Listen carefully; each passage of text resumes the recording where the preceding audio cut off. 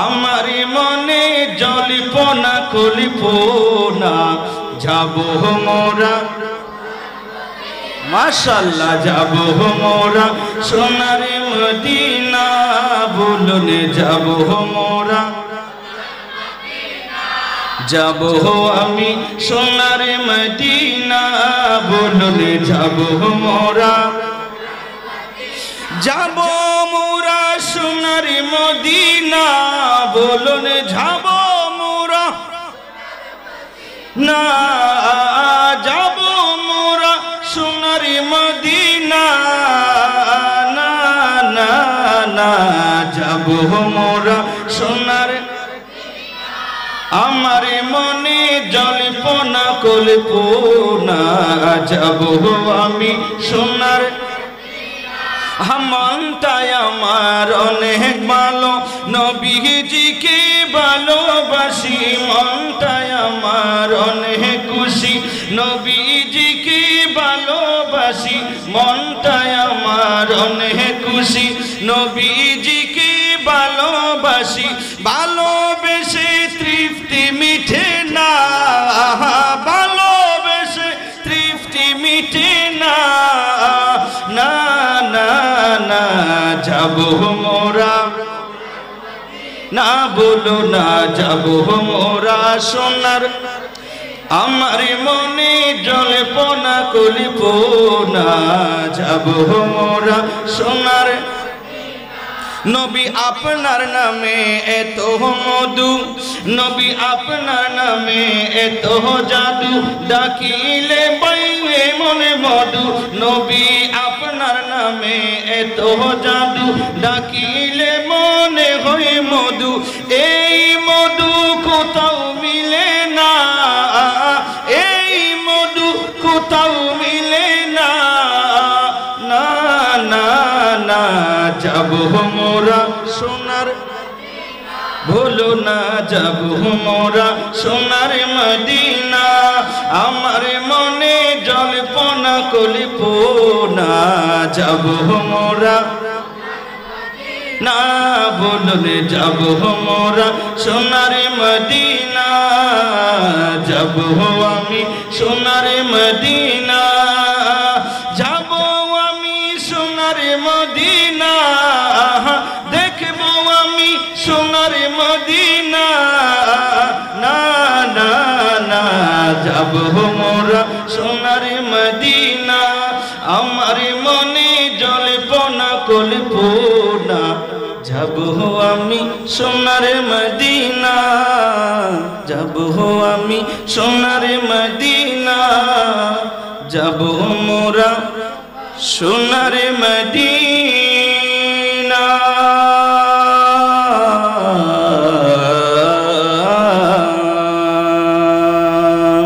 আল্লাহ পাক রব্বুল আলামিন বলেন বিসমিল্লাহির রহমানির রহিম, ওয়াকাযালিকা জাআলনাকুম উম্মাতান ওয়াসাতা।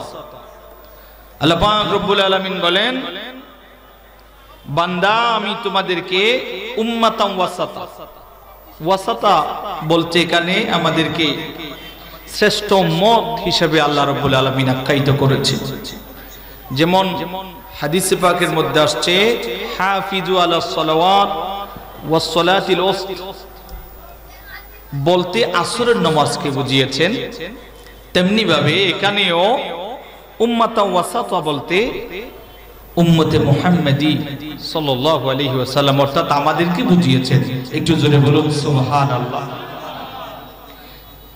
আল্লাহ পাক রব্বুল আলামিন কি জন্য বুঝিয়েছেন? আল্লাহ পাক রব্বুল আলামিন বলেন, লিতাকুনু শুহাদা আলান নাস। আল্লাহ বলেন যেন তোমরা সাক্ষী হয়ে যাও আলান নাস, মানুষের উপরে।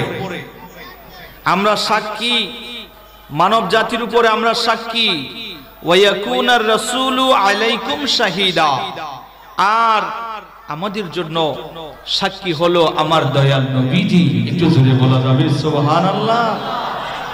আমাদেরকে আল্লাহ পাক রব্বুল আলামিন সাক্ষী হিসেবে আখ্যায়িত করেছেন। উম্মতে মুহাম্মাদির দাম আছে না নাই বাবা? একটু জোরে বলেন আছে না নাই? আমরা নবী পেয়েছি যেমন শ্রেষ্ঠ, আমরা উম্মত শ্রেষ্ঠ। কথা বলেন ঠিক কিনা? নূহ আলাইহিস সালাম, এই আয়াতের তাফসীর দেখলাম, তাফসীরে আসছে নূহ আলাইহিস সালামের উম্মতরা, আল্লাহ যখন বলবে এই নূহ আলাইহিস সালামের উম্মতরা, নূহ আলাইহিস সালাম কি দাওয়াতটা তোমাদেরকে দিয়েছিল? তখন ওনারা অস্বীকার করবে। আপনাদের কি মনোযোগ আছে? সকলে মনোযোগ আছে তো? একটু মুহাব্বতে দরুদ শরীফ পড়ুন। আল্লাহুম্মা সাল্লি আলা, মাশাআল্লাহ, মাওলানা মুহাম্মদ ওয়া আলা আলি সাইয়্যিদিনা। গভীর মনোযোগ। নূহ আলাইহিস সালামের উম্মতদেরকে আমার আল্লাহ বলবে, এই নূহ আলাইহিস সালামের উম্মত, একটু বলো নূহ আলাইহিস সালাম দাওয়াতটা তোমাদেরকে দিয়েছে কিলো না? নূহ আলাইহিস সালামের উম্মতরা বলবে, ও দয়ার মালিক, নূহ আলাইহিস সালাম আমাদেরকে দাওয়াতটা দেয় নাই, আমাদেরকে দাওয়াতটা দেয় নাই। অস্বীকার করবে। মূসা কালিমুল্লাহর উম্মতরা বলবে, মালিক, মূসা কালিমুল্লাহ আমাদেরকে দাওয়াতটা দেয় নাই। যখন এইভাবে উম্মতরা যখন অস্বীকার করবে, আর আমার আল্লাহ নূহ আলাইহিস সালাম রে বলবেন, হে নূহ আলাইহিস সালাম, দাওয়াতটা কি তুমি তোমার উম্মতদেরকে দিয়েছো?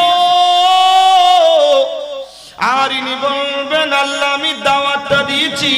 আল্লাহ আপনার ওয়াহদানিয়তের দাওয়াত আমি আমার উম্মতদেরকে দিয়েছি রে মালিক। আর আমার আল্লাহ ডাক দিবে, নূহ আলাইহিস সালাম বলো, তুমি যদি দাওয়াতটা দিয়ে থাকো তোমার পক্ষে সাক্ষী কই, সাক্ষীটা নিয়ে আসো। নূহ আলাইহিস সালাম বলবে, মালিক আমার পক্ষে সাক্ষী, আমার পক্ষে সাক্ষী হইল উম্মতে মুহাম্মাদিরা, উম্মতে মুহাম্মাদি হইল আমার পক্ষে সাক্ষী। এ পশ্চিম জয়নগরের মুরব্বী বাবারা, এ যুবক ও পর্দার অন্তরালের মা, উম্মতে মুহাম্মাদির কত দাম! সেই দিন আমার আল্লাহ উম্মতে মুহাম্মাদিকে জিজ্ঞেস করবেন, এ উম্মতে মুহাম্মাদি বলো, নূহ আলাইহিস সালাম কি তার উম্মতদেরকে দাওয়াতটা দিয়েছিল কিনা? উম্মত কি সেই ওয়াহদানিয়তের তাওহীদের, সেই ওয়াহদানিয়তের বাণী কি উম্মত কি দিয়েছে কিলো না? দিয়েছে নেই। তখন উম্মতে মুহাম্মাদি বলবে, মালিক, নূহ আলাইহিস সালাম ওনার উম্মতদেরকে দাওয়াতটা দিয়েছিল, মূসা কালিমুল্লাহ উম্মতকে দাওয়াতটা দিয়েছিল। আজ ওনারা অস্বীকার করেন। আর আমরা বলবো, সেই দিন উম্মতে মুহাম্মাদি বলবে, মালিক, সেই দিন আমরা সাক্ষী দিব নূহ আলাইহিস সালাম উম্মতকে দাওয়াতটা দিয়েছিল, মূসা কালিমুল্লাহ উম্মতকে দাওয়াতটা দিয়েছিল। এইভাবে যখন উম্মতে মুহাম্মাদি যখন সাক্ষী দেবে, আর আমাদেরকে উম্মতে মুহাম্মাদিদেরকে বলবে, আল্লাহ রাব্বুল আলামিন বলবে, ও নবীর উম্মতেরা রে, তোমরা কিভাবে জানো কে তোমাদেরকে বলেছে? তোমাদেরকে কে বলেছে তোমরা কিভাবে জানো? উম্মতে মুহাম্মাদি অর্থাৎ আমাদেরকে বলবে, আল্লাহ তোমরা কিভাবে জানো? আমরা সেই দিন বলবো, দয়ার মালিক আমাদেরকে সেই কথাটা নূহ আলাইহিস সালামের উম্মতদেরকে নূহ আলাইহিস সালামটা দাওয়াতটা দিয়েছিল, মূসা কালিমুল্লাহ উম্মতদেরকে দাওয়াতটা দিয়েছিল, সমস্ত নবীরা আপন আপন উম্মতদেরকে দাওয়াতটা দিয়েছিল। এই কথাটা আমাদেরকে অন্য কেউ বলে নাই। বলে কে বলেছে? বলে আমাদেরকে এই দাওয়াতের কথাটা বলেছে আপনার আমার দয়াল নবী রহমাতুল লিল আলামিন, দয়াল নবী। আল্লাহ রাব্বুল আলামিন সাথে সাথে সাক্ষীটা কবুল করে নিবে। এই জন্য আমাদের দাম আছে না নাই? একটু জোরে বলেন। এই জন্য আমরা যারা আহলে সুন্নাহ ওয়াল জামাত, আমরা যারা সুন্নি যারা করি, আমাদের একটা আকীদা হলো মানুষ মারা গেলে, মানুষ ইন্তেকাল হইলে জানাজার মাঠে ওই মানুষটারে বলে মানুষটা কেমন ছিল বলে। কে বলে না? আপনাদের এদিকে বলেনি? বলে না? আমার নবীর হাদিসে পাক একদিন একটা লাশ নিয়ে যাওয়া হচ্ছে, আর সাহাবায়ে কেরামরা সবাই বলা বলি করলো লোকটা বড় ভালো ছিল, লোকটা অনেক ভালো মানুষ ছিল। ওনার গুণগুলো যখন বয়ান করতে লাগলো, আমার নবীজি সাথে সাথে বলে দিলেন, ওনাদের ওই কথাটা শোনার পরে নবীজি বলে দিলেন ওয়াজাবাত, ওয়াজিব হয়ে গেল। আর আমার দয়াল নবী ওয়াজাবার শব্দ বলে দিলেন। আর একবার আরেকটা লাশের ব্যাপারে যখন ওনারা বলল এই লোকটা তেমন ভালো ছিল না, ওনার দোষগুলো যখন বর্ণনা করতে লাগলো, প্রথমটার ব্যাপারে খাইর বলেছিল, উত্তম বলেছিল, আর আরেকটি লাশের ব্যাপারে যখন বলা হলো ওনার যখন দোষগুলো যখন বলা আরম্ভ করে দিল, আর আমার নবী ওনার ব্যাপারে বলে দিলেন ওয়াজাবাত। ফারুক আযম জিজ্ঞেস করলেন ইয়া রাসূলুল্লাহ, ও মায়ার নবী, ও দয়াল নবী, একটু বলিয়ে দেন। প্রথমটার ব্যাপারে ওয়াজাবাত বললেন, দ্বিতীয় জনের ব্যাপারে ওয়াজাবাত বললেন। নবী এটার মানে একটু আমাদেরকে বুঝিয়ে দেন। আমার নবী বলেন, ও সাহাবীরা রে, তোমরা কি জানো না আমার আল্লাহ রাব্বুল আলামিন তোমাদেরকে দুনিয়ার জমিনে সাক্ষী হিসেবে আল্লাহ রাব্বুল আলামিন তোমাদেরকে গ্রহণ করবে। সুবহানাল্লাহ বলেন। وَكَذَلِكَ جَعَلْنَاكُمْ أُمَّةً وَسَطًا لِتَكُونُوا شُهَدَاءَ عَلَى النَّاسِ, মানুষের জন্য তোমরা সাক্ষী। সুতরাং যেই মানুষের ব্যাপারে তোমরা ভালো বলেছো, যেই মানুষটা উত্তম মানুষ, ভালো মানুষ বলেছো, আমার আল্লাহ ওই মানুষটার উপরে জান্নাত ওয়াজিব করে দিয়েছে। সুবহানাল্লাহ বলেন। আর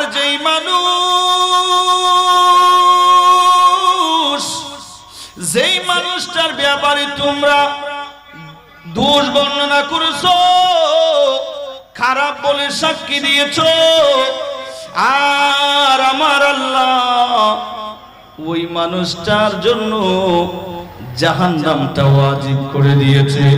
সুতরাং আমার নবীজি বলেন, এ উম্মতেরা শোনো, মানুষ মারা যাওয়ার পরে ওনার গুণগুলো বর্ণনা করো, ওনার দোষ বর্ণনা করিও না। আল্লাহ যদি চায় ওনারে মাফ করেও দিতে পারে, আল্লাহ যদি চায় ওনাকে তো ক্ষমাও করে দিতে পারে। সুতরাং ওনার যদি কোনো বালা গুণ দেখো, সেইগুলো তোমরা বর্ণনা করো। সুবহানাল্লাহ বলেন। জান্নাত দেওয়ার মালিক কে? জোরে বলেন কে? জান্নাত দেওয়ার মালিক আল্লাহ, ক্ষমা করে দেওয়ার মালিক কে? আল্লাহ। আমাদেরকে এগুলো বুঝা আর আমল করার দরকার আছে না নাই? এই জন্য মানুষ মারা গেলে ওনার দোষ বলবেন না, পারলে ওনার কিছু গুণ থাকলে সেইগুলো তুলে ধরবেন, দরকার আছে না নাই? আল্লাহ পাক আমাদেরকে এগুলো বুঝার তৌফিক দান করুন। আমার বাবাজিরা গভীর মনোযোগ। আল্লাহ পাক রব্বুল আলামিনের জন্য কোরআনুল কারীমের আয়াত, কোরআনুল কারীমে আল্লাহ বলেন, قد أفلح المؤمنون।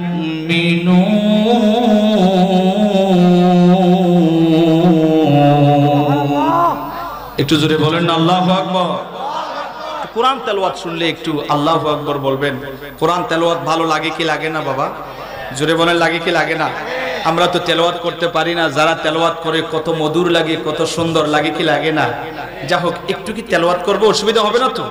আমি আমার আলোচনা, ধারাবাহিক আলোচনা, আমি বিষয়ের উপর আলোচনাটা করব। আপনাদের বিরক্ত লাগতেছে না তো? আল্লাহ কবুল করুক, আমিন বলেন। একটু আল্লাহু আকবার বলবেন, কোরআন তেলাওয়াত শুনলে একটু আল্লাহু আকবার বলতে হয়। বিসমিল্লাহির রহমানির রহিম।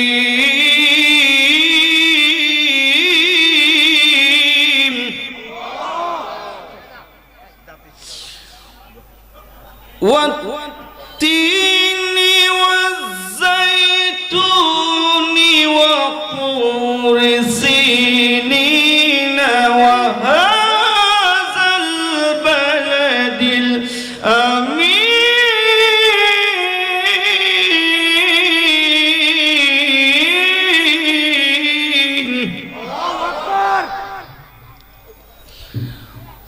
والتين والزيتون وطور سينين وهذا البلد الأمين.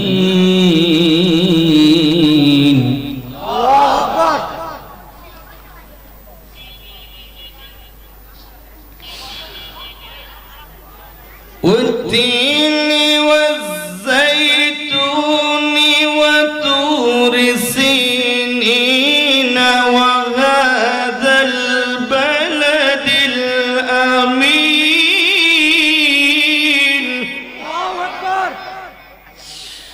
لقد خلقنا الإنسان في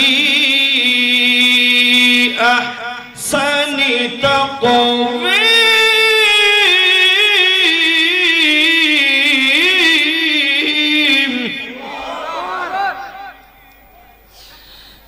إلا الذين آمنوا وعملوا الصالحات فلهم إلا الذين آمنوا وعملوا الصالحات فلهم أجر غير ممنون.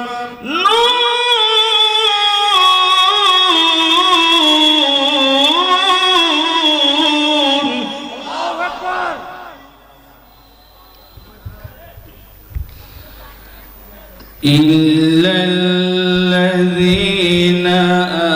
آمنوا وعملوا الصالحات فلهم أجر غير ممنون.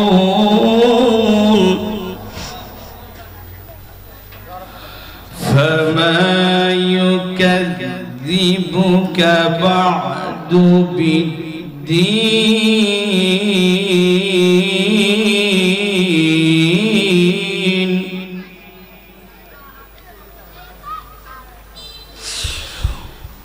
والتين والزيتون وطور سينين وهذا البلد الأمين.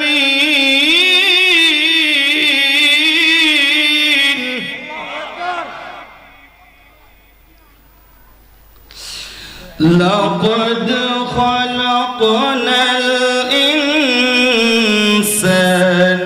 في أحسن تقويم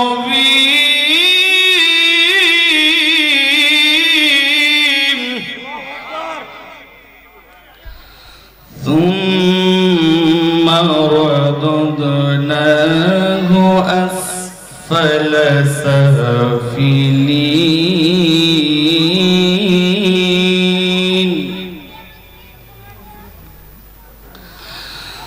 ثم رددناه أسفل سافلين.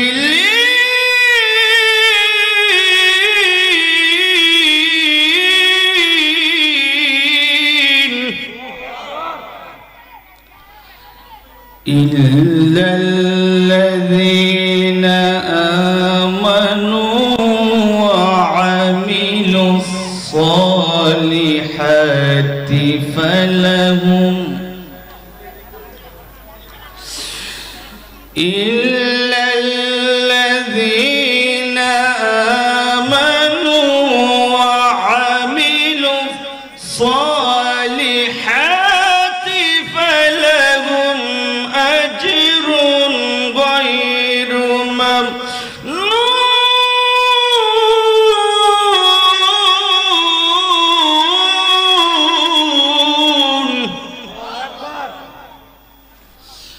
فما يكذبك بعد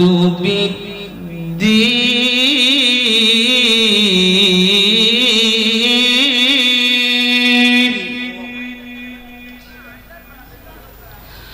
فما يكذبك بعد بالدين أليس الله فما يكذبك بعد بالدين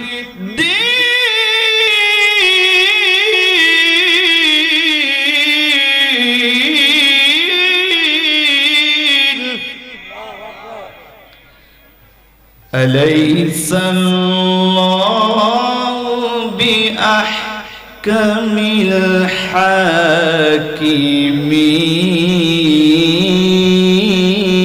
الحاكمين صدق الله العظيم وصدق رسوله النبي الحبيب الكريم الله أكبر আসলে আমরা কারিও নই তারপর একটু চেষ্টা করেছি আসলে একটু কমার দৃষ্টিতে দেখবেন আসলে আমরা পড়তে পারি না কোরআন শরীফটা অনেক সুন্দর ঠিক কি না যারা পড়তে জানে যারা পড়তে পারে শুদ্ধ করে যারা পড়তে পারে আল্লাহ বলেন ওয়ারাত্তিলিল কোরআন তারতিলা এই সুন্দর করে আপনি কোরআনটা পড়বেন যত শুনবেন তত ভালো লাগে কথা বলেন ঠিক কি না যাই হোক আল্লাহ পাক রব্বুল আলামিন আমাদেরকে কবুল করুন একটু জোরে বলি আমিন যাই হোক কি বলছিলাম আল্লাহ রব্বুল আলামিন মুমিনদেরকে সফল বলেছেন মুমিনরা সফল কাম আল্লাহ পাক রব্বুল আলামিন জান্নাত 8টা জান্নাত আল্লাহ তৈরি করেছেন তার মধ্যে একটা জান্নাতের নাম জান্নাতুল আদন আপনারা নাম শুনছেন না জান্নাতুল আদন এই জান্নাত যখন আল্লাহ পাক রব্বুল আলামিন বানাইলেন আপনারা আমরা বিল্ডিং বানাইতেছি সুন্দরভাবে এই বিল্ডিং গুলো ঈদের বিল্ডিং ঠিক কি না ঈদ এই মাটিকে সেখানে আগুন দিয়া পোড়া হয় সেখান থেকে ঈদ তৈরি হয় কথা বলেন ঠিক কি না কিন্তু আমার আল্লাহ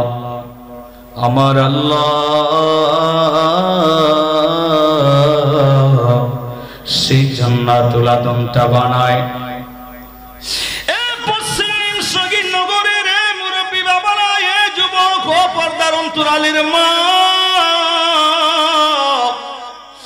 আমার আল্লাহ জান্নাতুল আদমটারে বানাইছে একটা ঈদ দিলেন স্বর্ণ আর একটা ঈদ দিলেন রূপার সুবহানাল্লাহ বলবেন না একটা ঈদ দিলেন স্বর্ণ আর একটা ঈদ দিলেন রূপা স্বর্ণ এখন বড়ি কত 1 লক্ষের উপরে মনে হয় স্বর্ণ বড়ি না একটা ঈদ দিলেন আমার আল্লাহ স্বর্ণ আরেকটা ঈদ দিলেন আমার আল্লাহ রূপা মাঝখানে আমরা যে সিমেন্ট গুলো দিই ওই আমার আল্লাহ ওই জান্নাতুল আদমটারে বানানোর সময় সেই জায়গায় মিশক লাগাইয়া দিলেন মিশক দিয়ে আমার আল্লাহ তৈরি করলো এত সুন্দর আমার আল্লাহ জান্নাতুল আদমটারে বানাইয়া আমার আল্লাহ এত সুন্দর ভাবে জান্নাত সাজাইলে এত সুন্দর ভাবে আমার আল্লাহ জান্নাত বানাইছে দুনিয়ার জমিনের মানুষেরা কত সুন্দর টাইলস লাগায় আর দুনিয়ার জমিনের ইঞ্জিনিয়াররা কত সুন্দর সুন্দর বিল্ডিং বানাইছে। দুনিয়ার জমিনের ইঞ্জিনিয়াররা যদি এত সুন্দর বিল্ডিং বানাইতে পারে, আমার আল্লাহ কত সুন্দর বানাইতে পারে। আমার আল্লাহ সেই জান্নাত তারে বানাইলে স্বর্ণ ইট দিয়া। দুনিয়ার জমিনে মানুষ বিল্ডিং বানাই ইট দিয়া, আমার আল্লাহ মুমিনদের জন্য ঘর বানাইয়া রাখছে স্বর্ণ দিয়া। আমার আল্লাহ যেই ওই জান্নাতের মধ্যে দুনিয়ার জমিনের টাইলস গুলোর মতো টাইলস আমার আল্লাহ দেয় নাই। আমার আল্লাহ সেই জায়গায় ইয়াকুত পাথর খচিত করিয়া আমার আল্লাহ সুন্দরভাবে টাইলস বানাইয়া, আর ইয়াকুত পাথরের টাইলস দিয়ে আমার আল্লাহ সেই জান্নাতুল আদমটারে বানাইয়া সুন্দরভাবে আমার আল্লাহর সামনে ফুলের বাগান সাজায়া দিছি। আর এত সুন্দরভাবে আমার আল্লাহ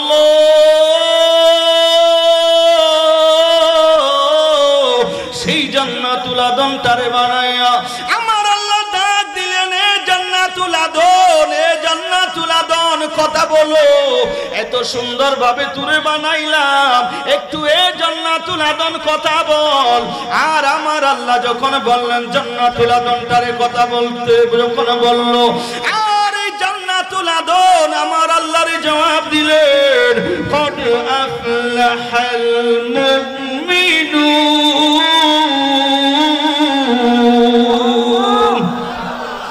ও দয়ার মালিক, মুমিনরা সফল সফল সফল, মুমিনরা সফল কাম।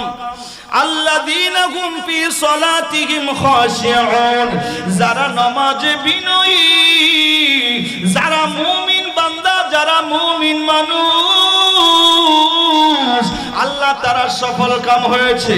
ও দয়ার মালিক, আমি জান্নাতুল আদম মুমিনদেরকে চাই, মুমিনদেরকে আমার মাঝে দাও।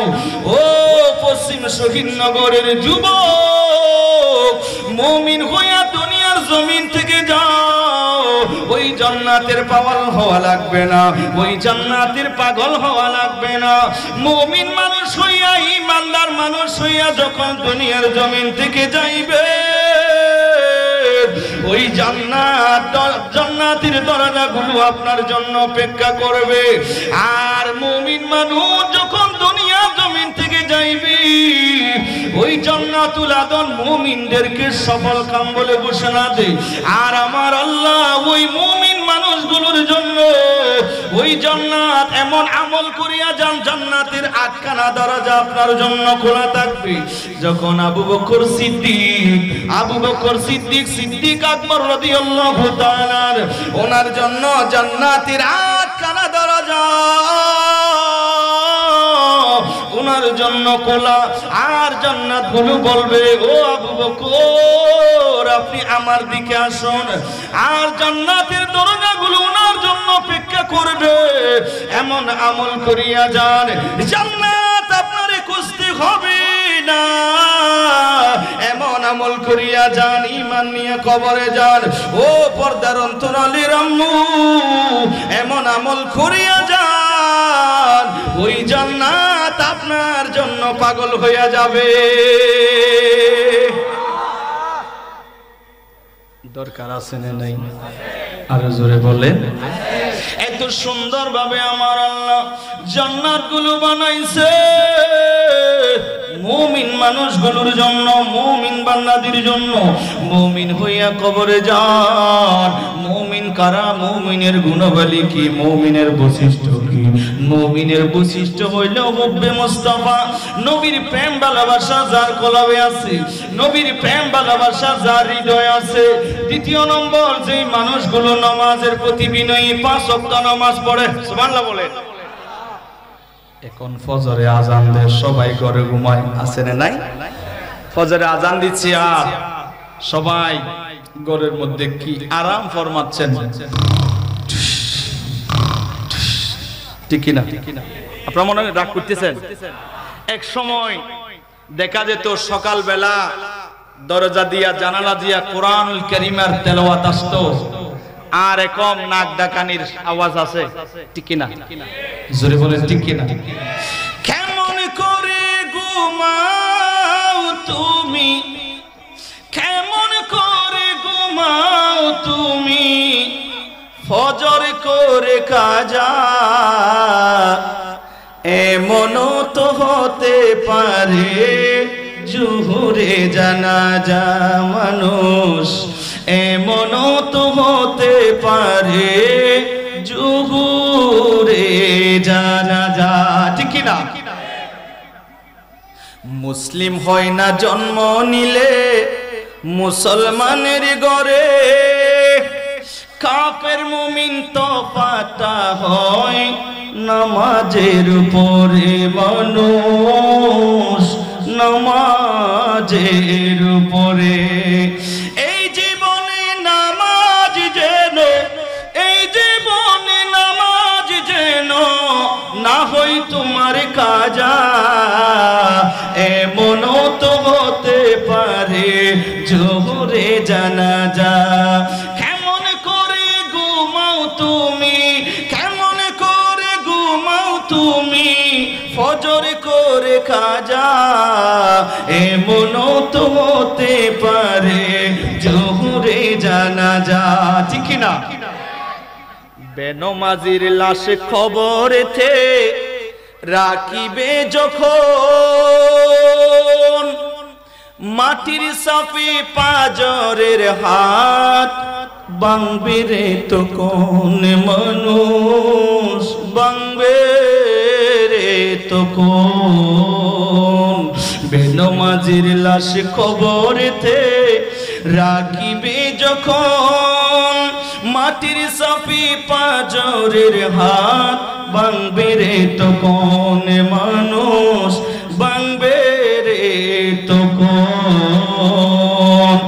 বিষাক্ত ওই সাপের কামড়, বিষাক্ত সেই সাপের কামড়, বেনমাজির সাজা, এমনও তো হতে পারে জোহরে জানাজা।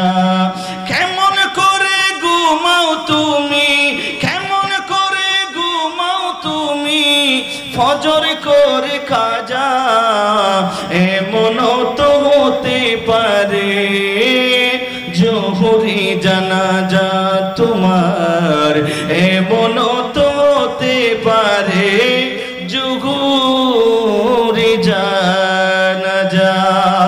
ঠিক না? এখান থেকে যে ঘরে যাইতে পারবেন সেটার কোনো গ্যারান্টি আছে? কথা বলেন আছে? আজ আমরা নবীজির সেই আদর্শ থেকে আমরা দূরে সরে গিয়েছি। ঠিক না বলে? আমার আল্লাহ পাক রব্বুল আলামিন আমাদেরকে 5 ওয়াক্ত নামাজ আদায় করার আল্লাহ তৌফিক দান করুন। একটু জোরে বলেন আমিন। মা বোনেরা তো আছে না, বাইরে তো মাইক আছে, শুনতেছো তো? মা বোনেরা যারা শুনছেন আম্মু, একটু 5 ওয়াক্ত নামাজটুকু পড়েন। মহিলাদের জন্য জান্নাত কঠিন নয়, সহজ। আমার নবীজি বলেন, যেই মহিলা ইজা সাল্লাত খামসাহা, যেই মহিলা 5 ওয়াক্ত নামাজ পড়বে, একটু জোরে বলেন না সুবহানাল্লাহ।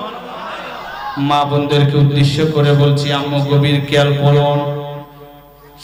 এরে আমার পশ্চিম শহীদনগরের ও পর্দার অন্তরালের আম্মু, ইজা সাল্লাত খামসাহা, যেই মহিলা 5 ওয়াক্ত নামাজ পড়বে, ওয়া আহসানাত ফারজাহা, যেই মহিলা পর্দানশীল হয়ে চলবে, ওয়া তাআত বালাহা, যেই মহিলা পর্দানশীল হয়ে চলবে, স্বামীর খেদমত করবে, যেই মহিলা ওয়াসামাত শাহরাহা, রমজান মাসের রোজা রাখবে, যেই মহিলা 5 ওয়াক্ত নামাজ পড়বে, যেই মহিলা রমজান মাসের রোজা রাখবে, যেই মহিলা পর্দানশীল হইয়া চলবে, যেই মহিলা স্বামীর অবাধ্য হবে না, স্বামীর খেদমত করবে, স্বামীর রাজি করিয়া দুনিয়ার জমিন থেকে যাইতে পারবে। এই 4টা কাজ কোন মহিলা যদি করে, ঈমান নিয়ে যদি ওই মহিলা যদি এই আমলগুলো করিয়া যদি ইন্তেকাল করে, আমার নবী বলেন এই মহিলার জন্য আমার আল্লাহ জান্নাতের 8খানা দরজা খুলিয়া দেবে। মা বোনদেরকে বললাম আম্মু ভুলবেন না, এই 4টা ওয়াজ একটু মনে রাখবেন। 5 ওয়াক্ত নামাজ, রমজান মাসের রোজা যদি পারেন, এই রজব মাস এই মাসেও যদি পারেন কিছু রোজা রাখবেন। এই মাসে যদি কোনো মানুষ যদি 7টা যদি রোজা রাখে, কোন মানুষ যদি 7টা রোজা রাখে, ওই মানুষটার জন্য আমার আল্লাহ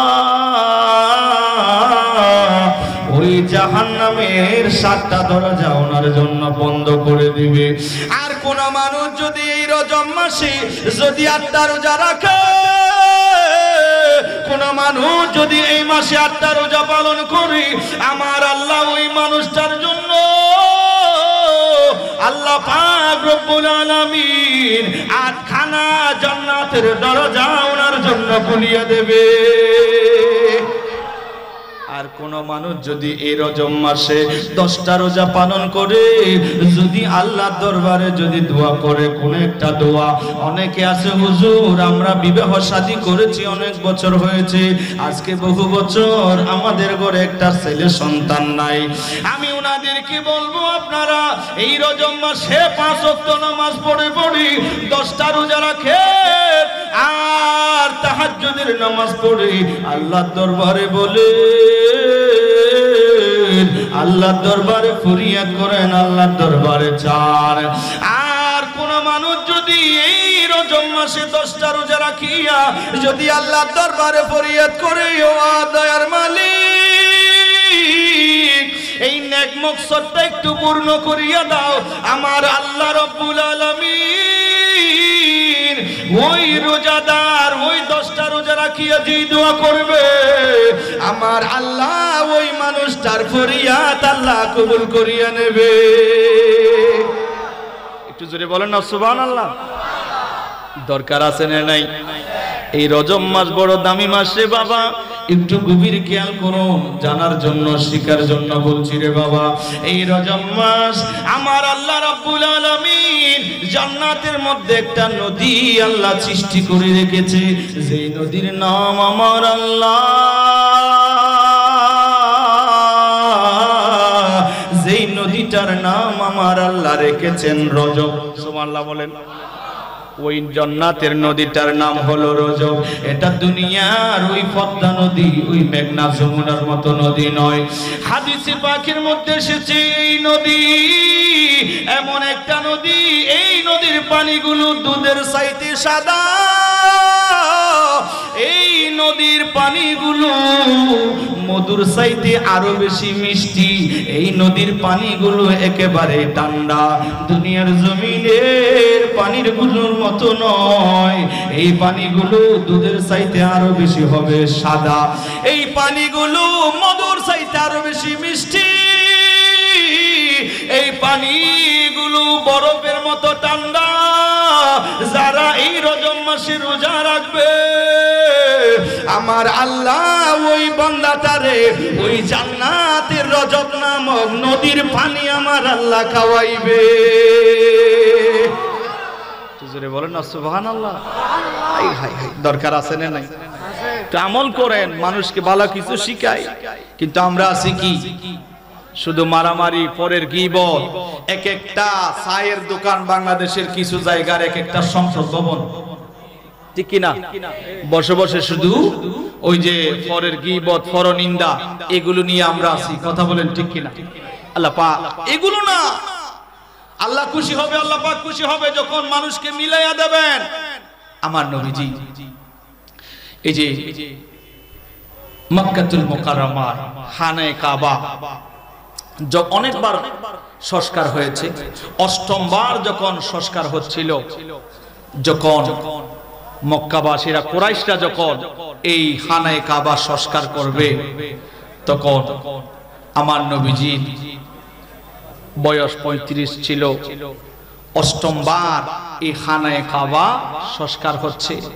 ওই সময়ে ওই মক্কার গোত্রের মধ্যে একটু দ্বন্দ্ব লেগে গেল যে ওই সময় ওনারা এত চমৎকার একটা কাজ করেছেন, সেই খানায়ে কাবা সংস্কারের সময় কোন সুদ ঘুষ এই ধরনের কোনো হারাম টাকা সেখানে লাগায় নাই। যারা হালাল টাকা, সেই হালাল টাকাগুলো দিয়া সেই খানায়ে কাবাকে সংস্কার করেছেন। একটু কি জোরে বলা যাবে সুবহানাল্লাহ? মনে কষ্ট নিয়েন না। এখন আমাদের বাংলাদেশে সুদখোর সভাপতি আছেন না নাই? রাগ করতেছেন কোন? সেই কুরাইশ বংশের সেই সময়ও খানায়ে কাবায় তারা যে টাকার যখন সংকলন হচ্ছে, এমনকি খানায়ে কাবা থেকে তারা একটা অংশ বাদ দিয়ে ফেললেন, বলে বাদ দেব, তারপরেও এই আল্লাহর পবিত্র ঘরের মধ্যে আমরা হারাম টাকা ঢুকাবো, যেটাকে হাতিমে কাবা বলা হয়, এটা বাদ দিয়ে দিলেন। একটু কি জোরে বলা যাবে সুবহানাল্লাহ? গভীর মনোযোগ গুতাইতে চাচ্ছিলাম। ওই সময় গোত্রের মধ্যে যখন ঝগড়া লাগলো, একটা যে হাজরা আসওয়াদ আছে, ওই হাজরা আসওয়াদ কোন গোত্র লাগাইবে, কোন গোত্র লাগাইবে? আউস হাজরাস, এই গোত্রগুলোর মধ্যে কোন গোত্র লাগাইবে? ওই হাজরা আসওয়াদ। এমন একটা দ্বন্দ্ব লেগে গেছে, এমনকি দুই গোত্রের মধ্যে মারামারি হওয়ার উপক্রম হয়ে গেল। এমন সময়ে ওনারা সিদ্ধান্ত নিল, নয় আগামীকাল এই খানায়ে কাবায় যিনি প্রথম আসবে, তিনি এই খানায়ে কাবার এই হাজরে আসওয়াদটা ওনার হাত দিয়ে লাগাইয়া দেবে। আগামীকাল সকালে, একদম সকালে যে আসতে পারবে এই খানায়ে কাবা, আগে যে আসতে পারবে সে লাগাইবে। যখন সিদ্ধান্ত হয়ে গেল, আল্লাহর কি মর্জি, দেখা গেল এরপরের দিন যখন হইল, সকালবেলা যখন হইল, কোন গোত্রের মানুষ আসতে পারে নাই। আল্লাহর কি কুদরত, সর্বপ্রথম সেই খানায়ে কাবায় রহমতুল লিল আলামিন দয়াল নবী আগে চলে এসেছে। আল্লাহ রাব্বুল আলামিনের কি কুদরত, রহমতুল লিল আলামিন দয়াল নবী যে আগে চলে আসলো। এবার সবাই বললেন, ঠিক আছে, আমরা আর গোত্র আমরা আর ঝগড়া করতে চাই না, আমরা আর ঝগড়া করব না। রহমতুল লিল আলামিন দয়াল নবীজি উনি ওই খানায়ে কাবায় ওই হাজরা আসওয়াদ লাগাইবি। এবার আমার নবীজি কি করলেন, কত সুন্দর ভাবে আমার নবীজি একটা চাদর নিয়ে চাদরের মাঝখানের মধ্যে হাজরা আসওয়াদটারে রাখলো। আমি আসলে আর লম্বা করব না, যেহেতু পরিস্থিতি তেমন ভালো নয়, ঠান্ডার মধ্যে ঠান্ডা পড়তেছে, এজন্য আমি আর লম্বা করব না। যাই হোক, আমি একটা হাদিস বলে আমি শেষ করব। যে আমার একটা বিষয় দিয়েছিল, আসলে লম্বা আলোচনা, এগুলো করতে গেলে লম্বা হবে। হাদিসটি ওইদিকে যাইতে পারি নাই, অন্য সময় যদি সময় সুযোগ হয় ইনশাআল্লাহ আলোচনা হবে। আমার নবীজির যে খাদেমগুলো ছিল, সেখানের ভিতরে এক খাদেম ছিল ইহুদির একটা ছেলে, ওনার নাম কিতাবে আসছে আব্দুল কুদ্দুস। উনি আমার নবীজির খেদমত করত। একদিন উনি অসুস্থ হলেন, আমার নবীজি ওনাকে যখন দেখলেন না, জিজ্ঞেস করলেন উনি কোথায়। তখন সবাই বললেন, ইয়া রাসূলুল্লাহ, তিনি অসুস্থ। তখন আমার নবীজি ওনাকে দেখার জন্য চলে গেলেন। একটু কি জোরে বলা যাবে? আর একটু জোরে বলেন না সুবহানাল্লাহ। হাই হাই, আমাদের দেশে এখন ভাই অসুস্থ হলে ভাই দেখে না, অনর ভাই অসুস্থ হয়ে যেন হদিতে মরগে না, আরে কি ভাই এলে হদ আছে না নাই, ভাই অসুস্থ হলে দেখে না। আমার নবীজির কত সুন্দর আদর্শ। হাই হাই হাই, আমার নবীজি ওনাকে দেখতে গেলেন। আমার নবীজি যখন গেলেন, অনুমতি নিয়া আমার নবীজি ঘরে প্রবেশ করলেন, দেখলেন আমার নবীজি দেখতে পেলেন যে ওনার হায়াত শেষ, ওনার সেখানে আজরাইল উপস্থিত। একটু জোরে বলা যাবে সুবহানাল্লাহ। আমার নবীজি ফরিয়াদ করলেন, আল্লাহ একটু আজরাইলকে সরাইয়া দাও, আমি ওনাকে একটু কলমা পড়াইয়া একটু মুসলমান বানাইবো, একটু ইমানদার বানাইবো। আমি নবীকে ভালোবাসতো, আমি নবীজির খেদমত করতো, আমি নবীজির প্রেম ভালোবাসা ওনার কাছে ছিল। এই ছেলেটা যদি মারা যায়, জাহান্নামের আগুনে জ্বলবে, আমি নবী কিভাবে সহ্য করব? আয় আল্লাহ, একটু সুযোগ দাও, একটু আজরাইলকে সরাইয়া দাও, আমি ওনাকে একটু কলমার শরীফটা পড়াবো। একটু কি জোরে বলা যাবে সুবহানাল্লাহ? যখন আমার নবীজি ফরিয়াদ করলেন, আমার আল্লাহ আজরাইলকে সরাইয়া দিলেন। আমার নবীজির সাথে সাথে ওনার মাথার পাশে দাঁড়াইলেন। এজন্য রোগী দেখতে গেলে মাথার পাশে দাঁড়াইবেন।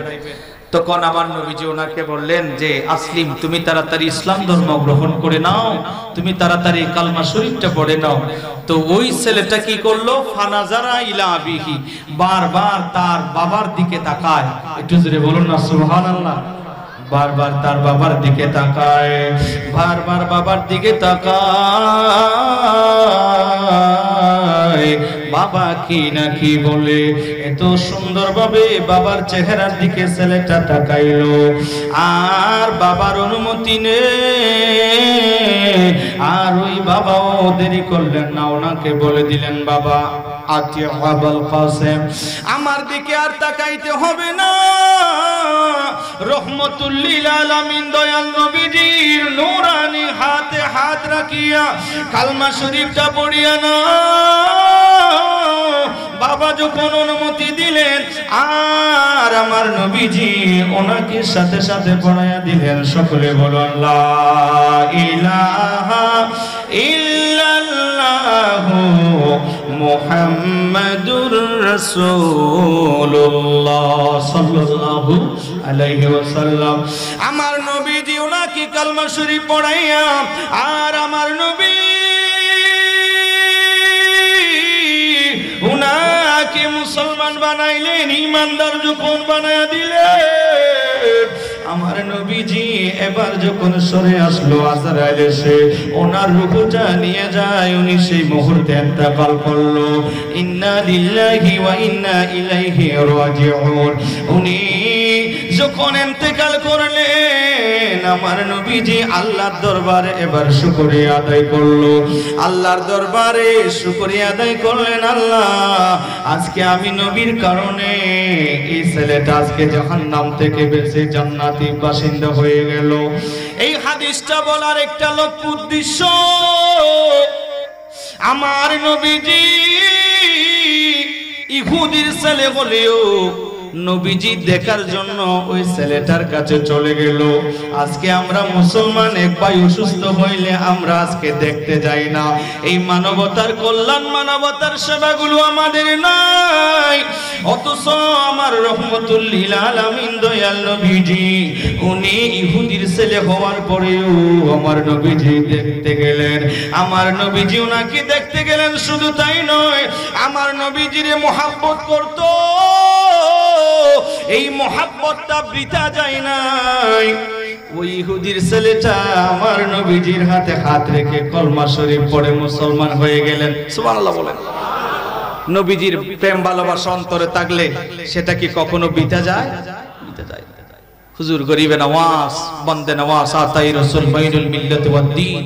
হুজুর গরিবে নওয়াজও একদিন ঈদগাহের ময়দানে আব্বার সাথে যাচ্ছেন। একটা অন্ধ ছেলে, আহা পোশাক ময়লা, উনি দূর দিলেন সেই ছেলেটার কাছে। হুজুর গরিবে নওয়াজ ছোট নিজের জামা খুলে ওই অন্ধ গরিব ছেলেটার গায়ের মধ্যে পড়াইয়া দিলেন। একটু কিছু বলা যাবে সুবহানাল্লাহ? মানবতার সেবা। আল্লাহ পাক রব্বুল আলামিন আমাদেরকে সেই সেবাগুলো, মানবতার সেবা করার আল্লাহ আমাদের তৌফিক দান করুন। আমিন। ওয়া মা আলাইনা ইল্লাল বালাগ। আসসালামু আলাইকুম ওয়া রাহমাতুল্লাহি তাআলা ওয়া বারাকাতুহু।